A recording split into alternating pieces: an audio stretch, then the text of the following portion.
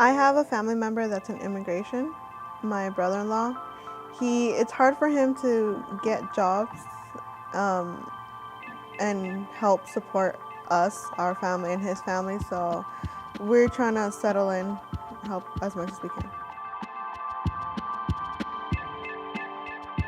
My mom has because she's deported. She's not allowed to be here in the United States. And it's just like a big struggle to her because she's afraid that one day she'll get deported back to the U.S. and won't be able to come back anymore at all. Basically, I'm seeing just another migrant trying to come to the U.S. for a better life. All I can really imagine is, him just trying to get away and the Border Patrol capturing him. And, he's fighting back because he really wants to go live a life at the U.S. and that's the only thing that's really in his way.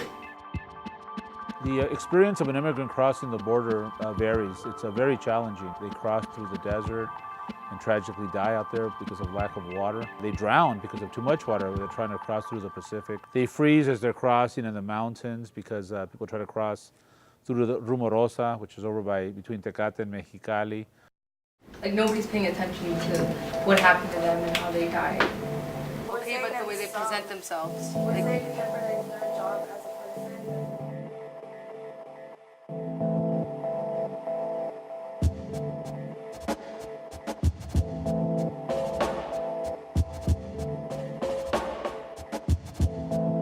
Lethal force is something that should always be a last resort. There's a lot of times when people have been shot in the back or tasered to death where it wasn't warranted.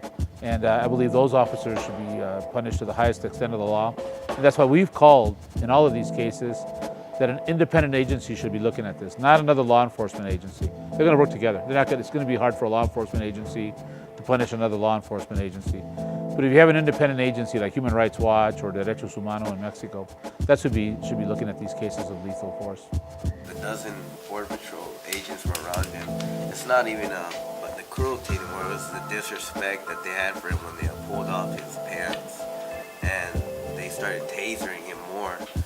And you can clearly tell that he wasn't trying.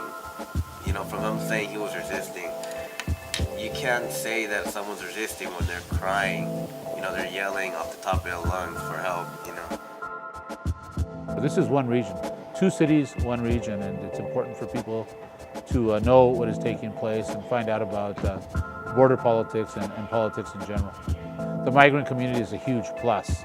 Now let's help that. Let's give that migrant community a hand up, not just a hand out, in helping them rise to the next level so that they don't do the hardest jobs, but they start working their way up the economic scale. Most migrants, like most people, are good people. They're not criminals, and we should be welcoming to all of them and treat them in a humane manner.